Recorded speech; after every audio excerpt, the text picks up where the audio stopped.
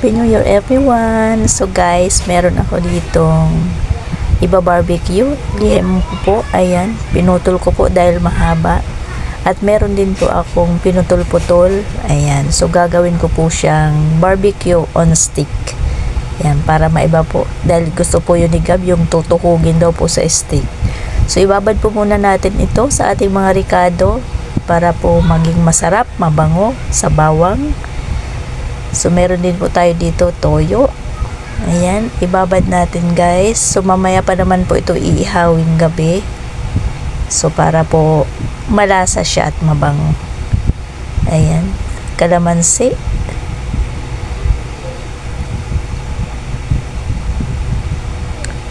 Lagyan natin ng seasoning.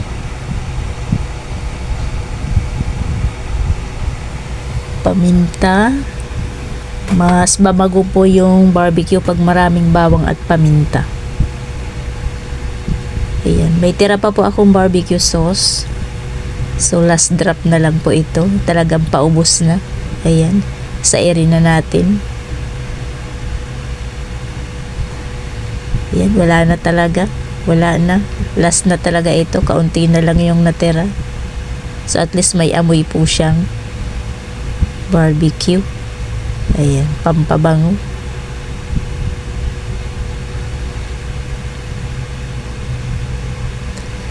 Ito po sauce po to ng nuggets. So isasama ko na at sayang naman.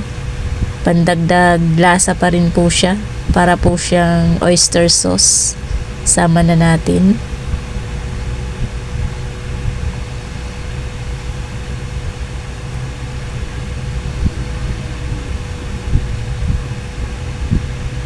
So maglalagay din po ako ng kaunting asukal. Dahil gusto ko po sa barbecue ay yung medyo po manamis-namis. Lagyan natin ng ketchup para may ekstrang kulay. Maganda yung kanyang itsura. Ayan.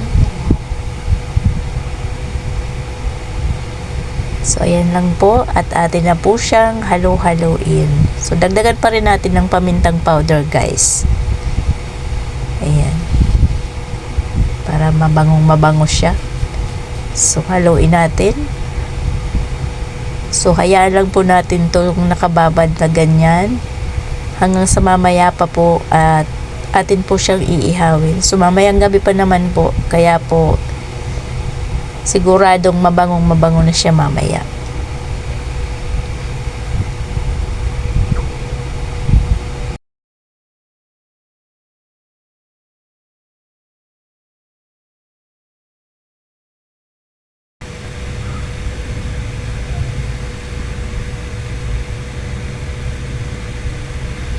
Ayan, ang bango na.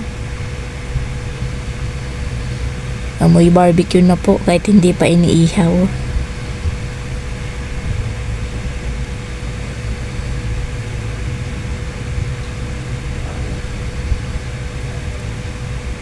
So and guys, ito po pala yung aking mga tutuhugin. So ito po ay pinakuluan ko ng saglit para po malambot siyang i-stick.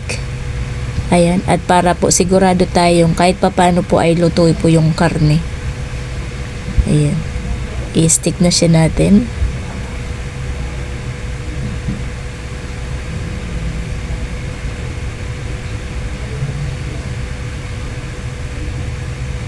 Ayan, kahit paano po malambot po siyang i-stick. Di po katulad ng paghilaw po talaga ay hirap po tuhugin yung may parting balat. So kahit paano po ito ay luto na siya. Parang half cook na po yung karne.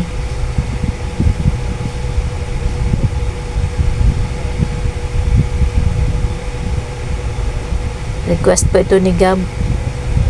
Ang gusto niya pong barbecue ay yung naka-stick. Ayan, so kaunti lang naman po ito dahil nadala na po kami nung Pasko sa dami po nung handa. Ilang araw pa po bago naubos. So pangit naman po pag matagal sa ref. Ayan, so ganyan lang daw.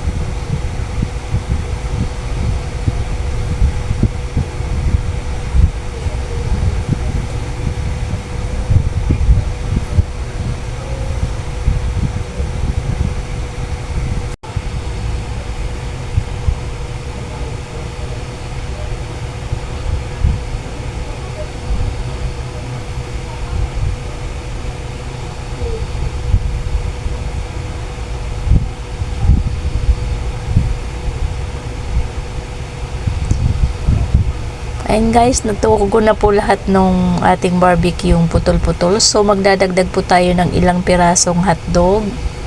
Dahil mamaya po ay baka pumunta yung aking pamangkin. So ayan, mag-iihaw din po tayo nito. So ito po ay 6 na piraso lang naman. Pandagdag lang. Ayan. Iniihaw na po ni Kebs yung ating barbecue. Dito po tayo sa labas.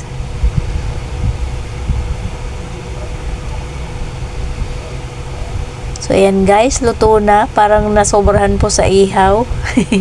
Siguro po ay napakwento yung ating taga-ihaw sa baba. Kaya ito po ang nangyari. Ayan. Hanggang dito na lang po ulit. Maraming salamat po. Happy New Year sa ating lahat. Thank you so much.